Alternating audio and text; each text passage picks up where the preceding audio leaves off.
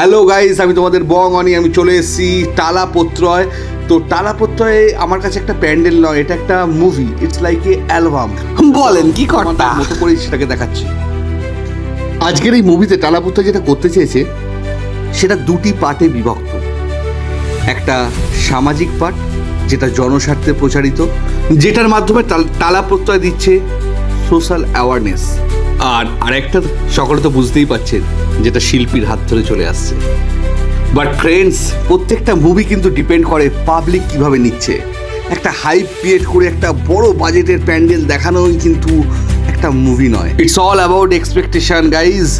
আর আপনারা কি জানেন, টালাপত্রয় তাদের এই প্যান্ডেল করার জন্য আশেপাশের যারা লোকজন আছে অনেক দিন আগে থেকে এখানে নো এন্ট্রি করে রাখে, অনেক কিছু করে রাখে তারা, ঠিক আছে? তো হাইপ ক্রিয়েট করার জন্য।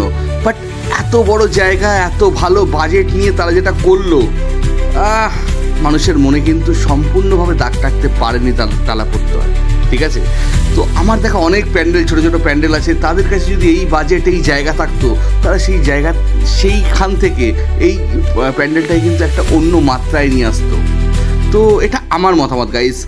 এমন কিচ্ছু নয় প্যান্ডেলটায়, শুধুমাত্র হাইপ ক্রিয়েট করা হয়েছে, আর কিচ্ছু নয়।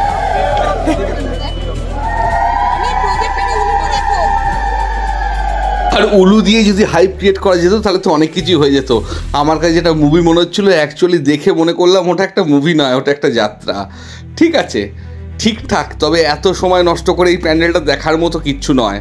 তো গাইস, আমি তো বলবো সময় নষ্ট করো না, কলকাতার অনেক পুজো আছে, দেখো, ভালো পুজো, স্বাদ অনুভব করো। সঙ্গে আছি বং। আর টালাপত্রয়ের কর্মকর্তাদের উদ্দেশ্যে বলবো, ভালো লাগলে অবশ্যই ভালো বলতাম, তবে তেমন কিছু নয়। আপনারা যে জায়গাটা ইউটিলাইজ করে সাধারণ মানুষকে গ্যাঞ্জামের মধ্যে ঢুকিয়ে মারামারি গুতোগুতি করি যেটা ঢোকাচ্ছেন না, ওটা হয়তো দরকার ছিল না।